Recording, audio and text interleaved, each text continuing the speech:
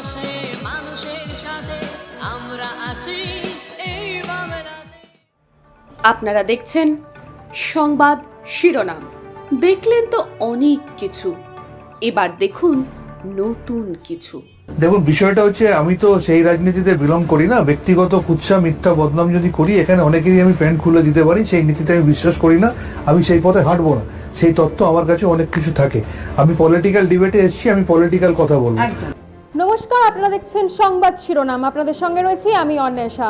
কেন আপনাদের এই ভিডিওটা দিয়ে আজকের অনুষ্ঠান শুরু করলাম।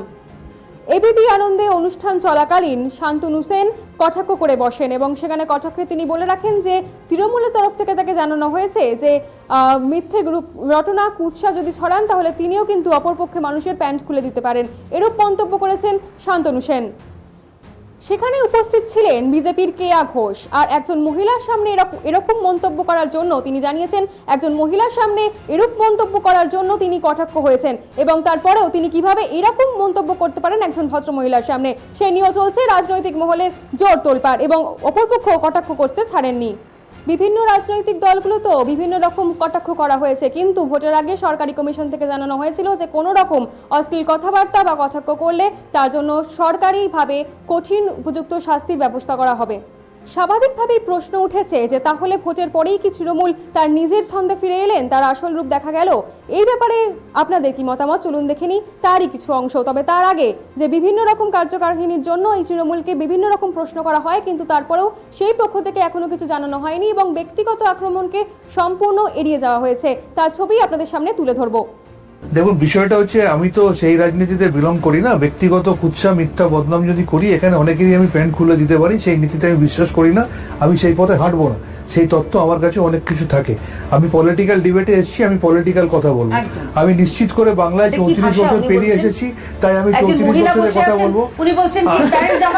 আমি আবার আপনাকে বলিনি,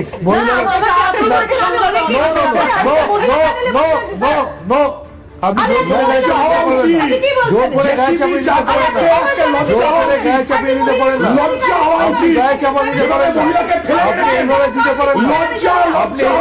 আরে আপনাদের কাছ থেকে আপনারা মমতা ব্যানার্জিকে বারমুডা করতে বলেন। আপনারা মমতা ব্যানার্জিকে বারমুডা করতে বলেন। আরে আপনি ছাড়ুন। আরে আপনার নেতা মমতা ব্যানার্জিকে বারমুডা করতে বলেন। আপনি বলুন, দিদি ক্ষমা চলেছে মমতা ব্যানার্জিকে সরিয়ে না। ব্যক্তিগত আক্রমণকে মানুষের পাশে মানুষের সাথে আমরা আছি এই বাংলাতে। আপনারা দেখছেন সংবাদ শিরোনাম। দেখলেন তো অনেক কিছু, এবার দেখুন নতুন কিছু।